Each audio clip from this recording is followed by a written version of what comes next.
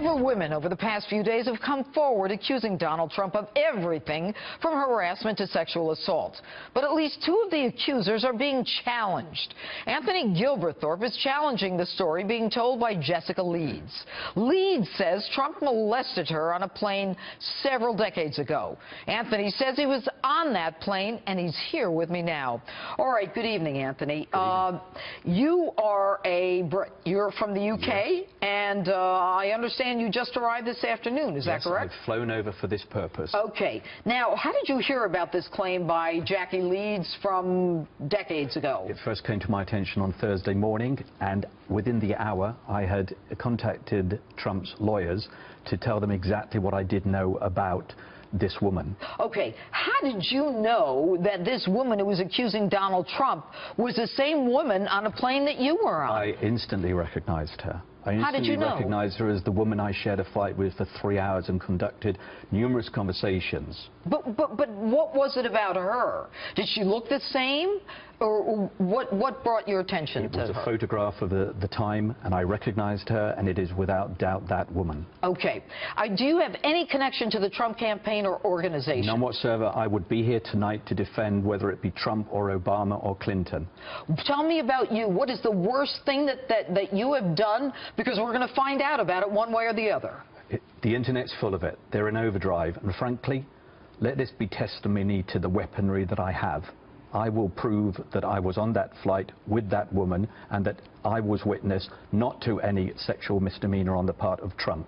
That man did not sexually assault that woman. Why should I believe you? Why should anyone believe you? Are you credible? I'll tell you why, Judge, and here's the reason. I know the timeline, and let me just briefly tell you about that timeline. The story came out.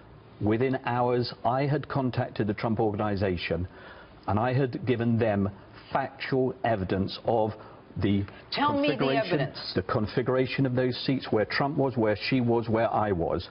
That was just after she made no mention whatsoever of a witness. It was she, not I, that several hours later... She talks about a man, and that man was you. She did not in the first statement. Or the second statement, she talks about a man. And this is so important, really, Judge. It was between that first and second statement that I gave my evidence to Trump.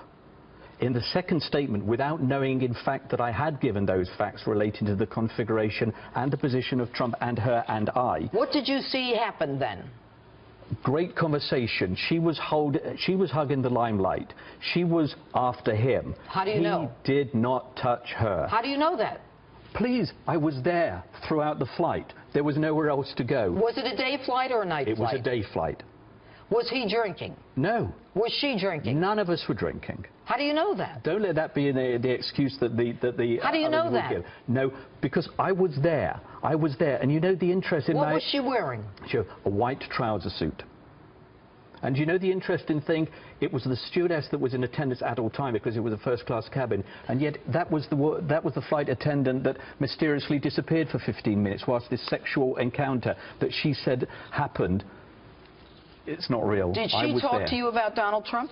Yes, she exclaimed with excitement when he went to the toilet, how she thought how exciting it was that she had met him. And she literally went like that. She said, "I can't believe my luck that I've met one of the richest men in the world." All right. Anthony, there's going to be a lot of testing of what you said, but thank you for being on Justice Tonight. And